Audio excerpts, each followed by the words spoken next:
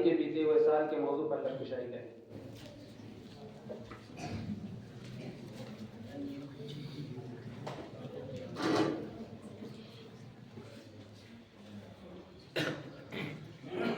الحمد لله رب العالمين والصلاة والسلام على سيد الأنبياء والمرسلين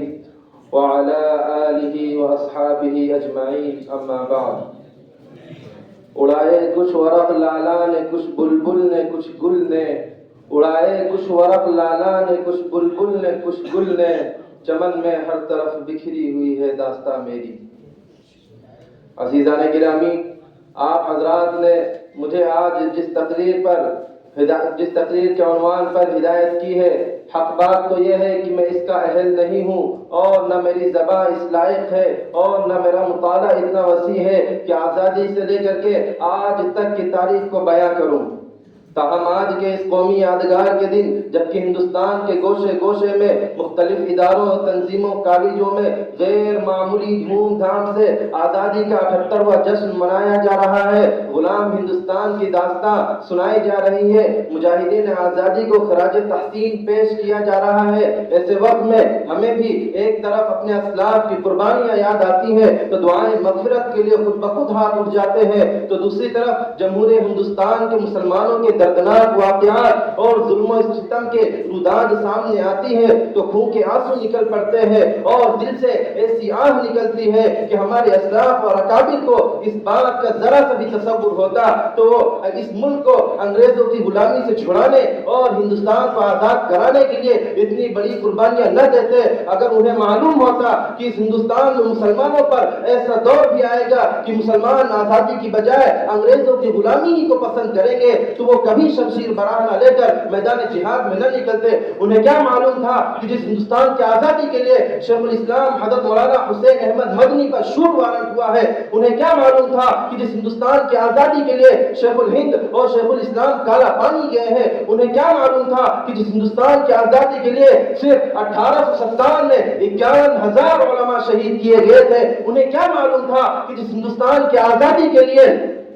علماء دیوبند کو برآں نہ کر کے آج کے انگاروں پر لٹایا گیا ہے، انہیں کیا معلوم تھا کہ جس ہندوستان کی آزادی کے لیے دہلی کی چاندنی چوک سے لے کر خیبر تک کے درختوں پر علماء دیوبند کی ہی گردنیں لٹکائی گئی تھی۔ اس ملک میں ظلم و ستم کا پہاڑ ٹوٹے، انہیں حقوق سے محروم کیا جائے۔ عزیزان گرامی، اس ملک کو آزاد ہوئے آج 78 سال ہو گئے ہیں۔ اس 78 سالہ دور آزادی میں ارباب حکومت نے مسلمانوں کے ساتھ کس طرح کا غیر مساویانہ رویہ اختیار کیا ہے، اس کی ایک بڑی کہانی ہے۔ سینکڑوں فسادات کی تاریخ میرے سامنے ہے جسے یاد کر کے کلیجہ دہل جاتا ہے، زبانیں گم ہو جاتی ہیں، پاؤں تلے زمین کھسک جاتی ہے کہ ہائے یہ کیسی آزادی ہے، یہ کیسی جمہوریت ہے کہ مسلمانوں کا جان و مال محفوظ نہیں ہے، ہماری عزت و آبرو پر شبوں مارے جا رہے ہیں، قبرستانوں پر غاصبانہ قبضہ کیا جا رہا ہے، اذان پر لاؤڈ اسپیکر اذان پر مقدمہ بازی کی جا رہی ہے۔ یہ کیسی جمہوریت ہے کہ مسلمان کا کچھ بھی محفوظ نہیں ہے۔ اگر آزادی اسی کا نام ہے تو ایسی آزادی کے ہم کل بھی طلبگار نہیں تھے اور آج بھی طلبگار نہیں ہے۔ ایسی آزادی کو تو ہم کل بھی لات مارتے تھے اور آج بھی لات مارتے ہیں۔ ہمیں آزادی، ہمیں مذہبی آزادی چاہیے، ہمیں قرآنی آزادی چاہیے، ہمیں اسلام کی حفاظت چاہیے، ہمیں عبادت گاہوں کی حفاظت چاہیے، ہمیں مساجد و مکاتب کی حفاظت چاہیے، ہمیں اپنے حقوق کی حفاظت چاہیے، ہمیں شاعر اسلام کی حفاظت چاہیے۔ عزیز دوستو، کیا جمہوریت کا خون نہیں ہے، سیکولرزم کا مذاق نہیں ہے، دستور آزادی کی خلاف ورزی نہیں ہے کہ جمہوری ملک میں کسی کے مذہبی معاملات کی مداخلت کی جائے؟ آج آزاد ہندوستان میں یہی ہو رہا ہے، ہم سے ہماری مذہبی آزادی چھینی جا رہی ہے، ہمارے حقوق کو پامال کیا جا رہا ہے،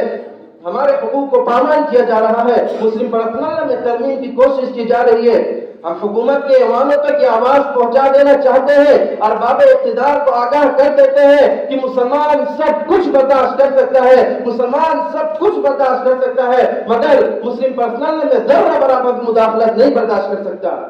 ہم اپنی جانوں کی بھیٹ چڑھا دیں گے مگر خدائی قانون، لازوال قرآن دستور مسلم پرسنل میں ترمیم نہیں ہونے دیں گے۔ شاعر کہتا ہے قول محمد قول خدا فرمان نہ بدلا جائے گا، ہے قول محمد قول خدا فرمان نہ بدلا جائے گا، بدلے گا زمانہ لاکھ پر قرآن نہ بدلا جائے گا۔ بس میں انہی چند باتوں پر اپنی تقریر کو ختم کرتا ہوں۔ وآخر دعوانا الحمدللہ رب العالمین۔